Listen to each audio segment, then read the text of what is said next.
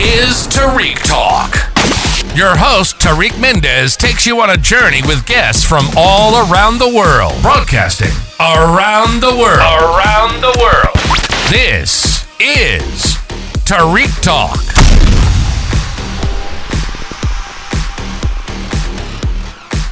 All right, guys. Today we are here with Nicolas Sanchez on Art on Paper. How are you, Nicolas? Good. How are you? Awesome. Thank you so much for being on the podcast. I have to say your booth is impeccable and amazing. Oh my goodness! Thank you so much. So much color. I see you do so many mediums of work. Can you describe first? Can you describe a little bit about yourself as an artist? Oh sure. Let's see. Well, I've been in New York for 13 years. Okay. I'm originally from Michigan. My parents are from Mexico, so I'm Mexican American. I'm first generation. Nice.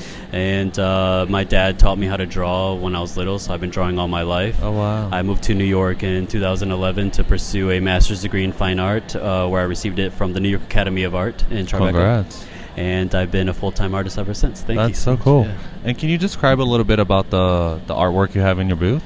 Yeah, definitely.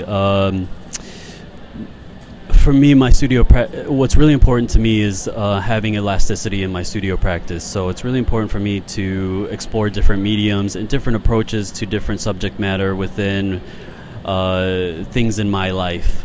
So I make work about my family history, my Mexican cultural background.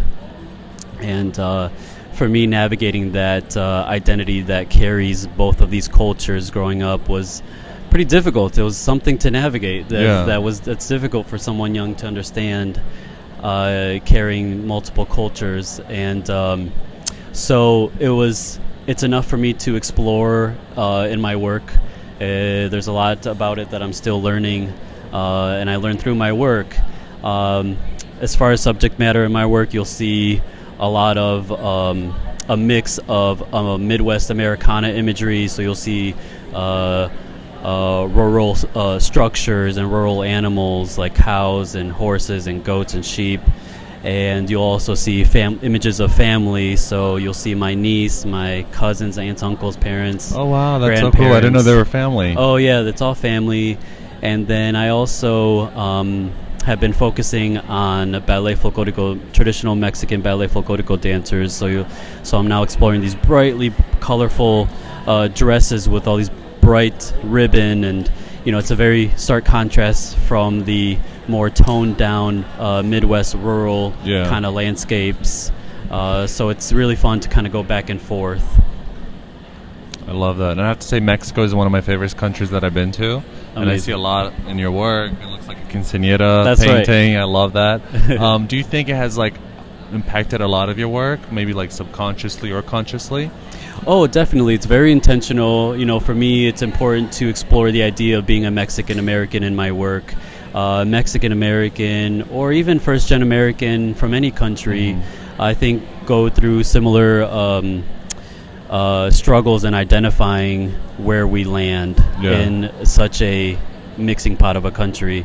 And so for me, it's important to understand how I carry Mexican culture, which is from the country that I was not born in, but it is my culture. Yeah. And so, but I also carry American culture. I'm very much American as well. And I'm proud of being able to represent both cultures as an American when I travel overseas, and when I go to Mexico, I'm proud to be American, and I love sharing that with my family in Mexico. And are you, when you mentioned the family paintings and drawings, are you working from memory or are you working from photographs when you did those?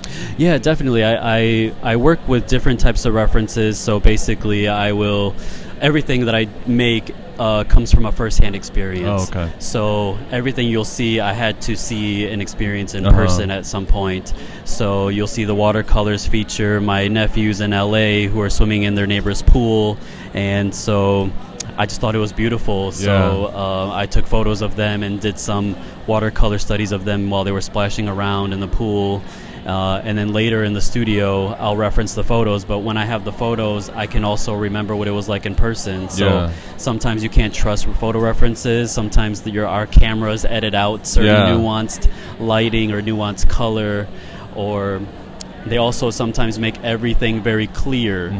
But our eyes, we don't see everything very clear. Yeah. We only see clearly with things that we focus on, and Yeah. everything else is peripheral. So you have to have these firsthand experiences so you can apply your memory to the photo reference, so that you can correct the photo because you were there. Yeah. You know what it was like in Totally person. get what you mean. Yeah. And what's your creative process like? Like, where do ideas come to you?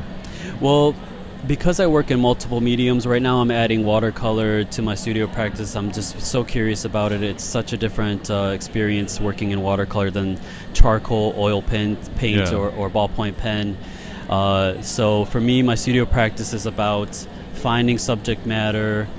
Well, you know, I feel in my exploration of being Mexican American, I feel there's so much different subject matter. So for me, my relationship to every subject matter, whether it be a sheep on a hill, or my aunt sitting at a table, or ducks kind of going single filing into a barn, or witnessing a quinceañera event, my relationship to that subject matter is different. So if my feelings are different towards that subject matter, then my approach should probably echo that and mirror that.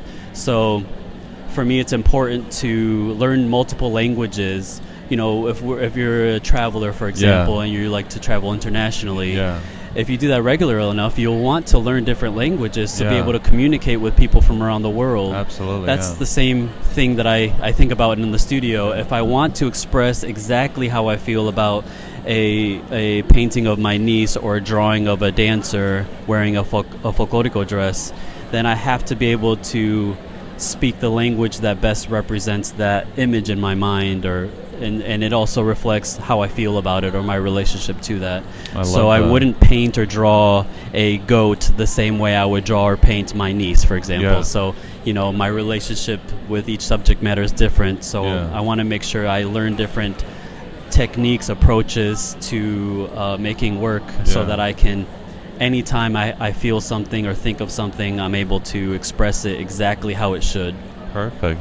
And how are you painting all of these? Are you like writing your ideas down and your inspiration, or is it all organic?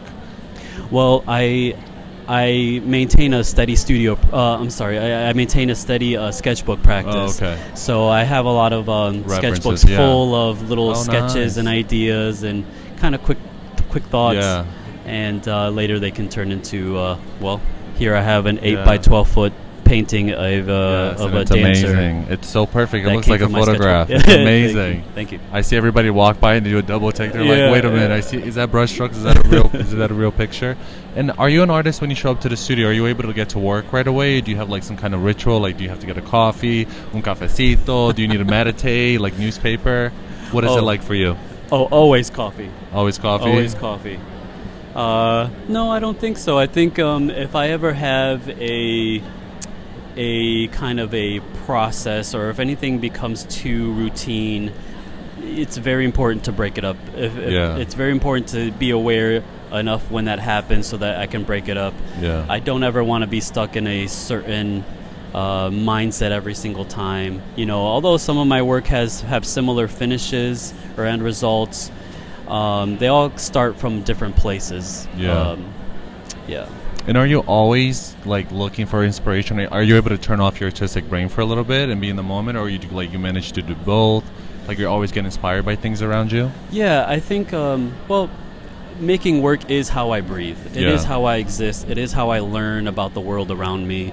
And so it's not about turning it on or off. It's not about switching between human or like person and artist. Yeah. It's all in the same. It's all one. So I hope that I can present myself as a human in my artwork. And as a human out in the world, I hope I'm not too much of a weirdo artist. No, you're pretty dope. You're pretty cool. Well, thank you so much, Nicolas. We are at booth H07, so please, everybody, check him out. It was a pleasure talking to you today and hearing a little bit about you. Thank you so much for participating. And can you share your Instagram with us? Yeah, thank you so much. Yes, my Instagram is at Nicolas V. Sanchez, NicolasVSanchez. Perfect. Thank you so much. Until next time we see each other, okay? Yeah, bye-bye. Thank you for listening to Tarik Talk.